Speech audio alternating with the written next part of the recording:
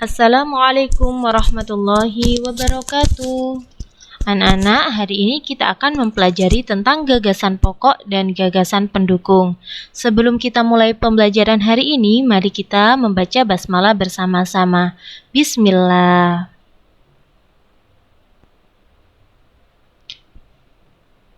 Dalam suatu teks, biasanya terdiri atas beberapa paragraf. Setiap paragraf tersebut memiliki gagasan pokok dan gagasan pendukung. Gagasan pokok adalah dasar suatu paragraf, sedangkan gagasan pendukung adalah penjelas gagasan pokok. Kalimat utama adalah kalimat yang berisi gagasan pokok dan bersifat umum. Biasanya ada di awal, di akhir, atau di awal dan akhir paragraf. Sedangkan kalimat penjelas berisi penjelasan atau rincian dari kalimat utama. Nah, cara menentukan gagasan pokok yang pertama adalah bacalah teks dengan cermat dan teliti. Yang kedua, temukan kalimat utama dan kalimat penjelas setiap paragraf.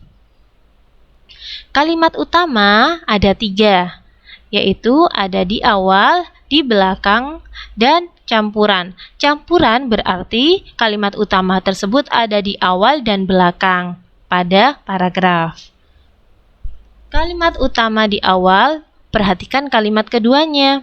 Ciri-cirinya, ada repetisi. Apa itu repetisi? Repetisi adalah pengulangan kata. Yang kedua, rujukan. Misalnya ini, itu, tersebut. Yang ketiga adalah kata ganti orang. Ia, mereka. Untuk kalimat utama yang ada di belakang, perhatikan kalimat terakhirnya. Biasanya kalimat terakhir itu adalah kalimat simpulan. Kalimat simpulan biasanya diawali dengan kata oleh karena itu, oleh sebab itu, dengan demikian. Jadi, maka, sedangkan kalimat utama campuran biasanya ada di kalimat awal dan belakang pada suatu paragraf. Contoh pertama, Tanah Toraja merupakan salah satu daya tarik wisata paling populer di Sulawesi Selatan. Di sini kita dapat menikmati kebudayaan khas suku Toraja. Salah satunya tentang warisan budaya Ketekesu. Ketekesu adalah salah satu kampung yang menjadi tujuan wisata setiap pengunjung Tanah Toraja. Di sana terdapat rumah tongkonan yang merupakan rumah adat di Ketekesu yang berumur ratusan tahun. Rumah tongkonan memiliki ciri khas bentuk tanduk kerbau yang menjadi lambang. Maaf ya, ini keliru, lambang status sosial. Bentuk tanduk kerbau masih terpasang di salah satu bagian depan rumah. Di sini ada Tanah Toraja.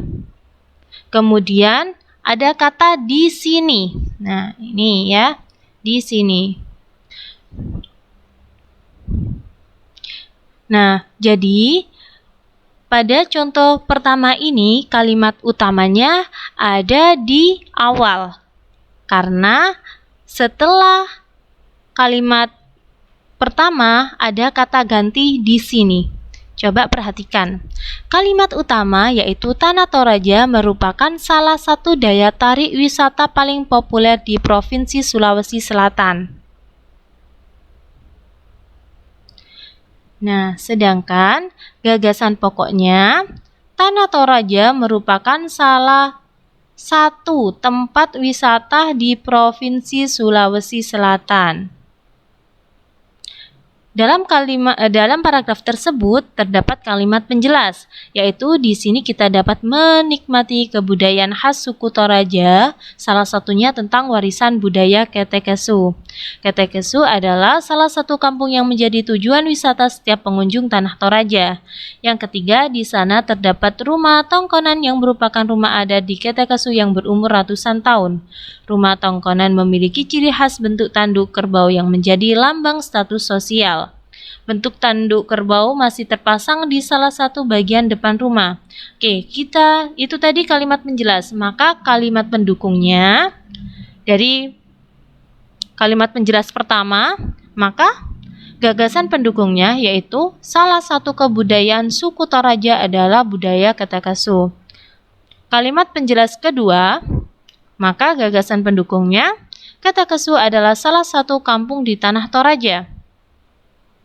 Kalimat penjelas ketiga, gagasan pendukungnya yaitu rumah tongkonan menjadi ciri khas kebudayaan Ketakasu.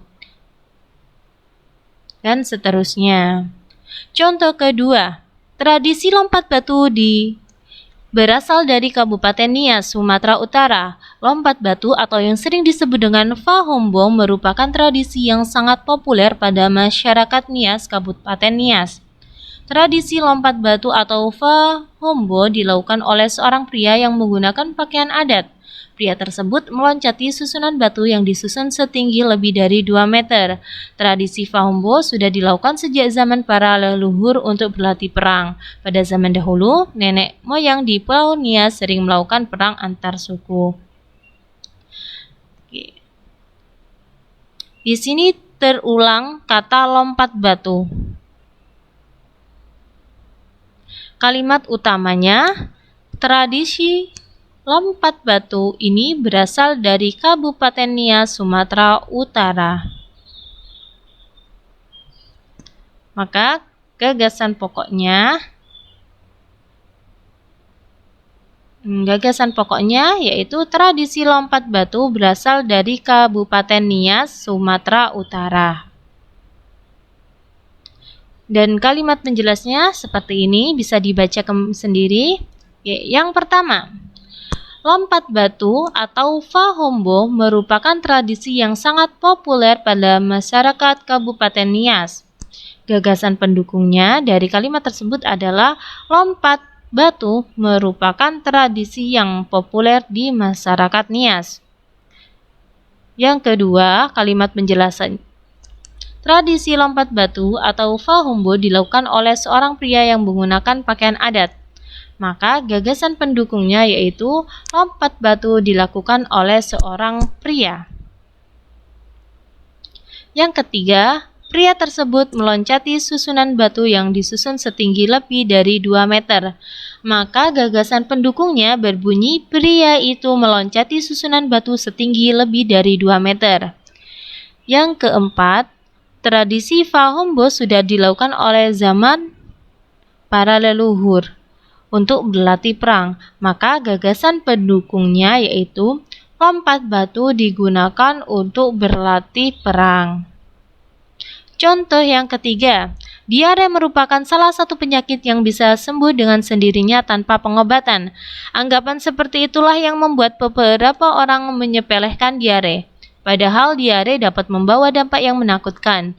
Bahkan diare juga dapat menyebabkan kematian bagi penderitanya, terutama anak-anak. Korban jiwa dapat berjatuhan jika wabah diare tidak segera ditangani. Jadi, lebih baik jika kita melakukan usaha pencegahan penyakit diare mulai dari sekarang. Nah, di sini ada kata jadi. Jadi ini merupakan kesimpulan ya. Maka dari itu, kalimat utamanya, jadi lebih baik jika kita melakukan usaha pencegahan penyakit diare mulai dari sekarang. Nah, sedangkan gagasan pokoknya bisa diambil dari kalimat utama, yaitu lebih baik melakukan pencegahan penyakit diare mulai dari sekarang. Kalimat penjelas. Nah, ini adalah kalimat penjelasnya. Bisa dibaca sendiri ya.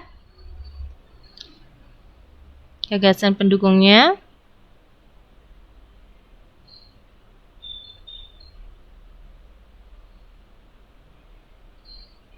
Oke, untuk latihannya akan Ustazah kirim melalui Google Form ya. Terima kasih. Wassalamualaikum warahmatullahi wabarakatuh.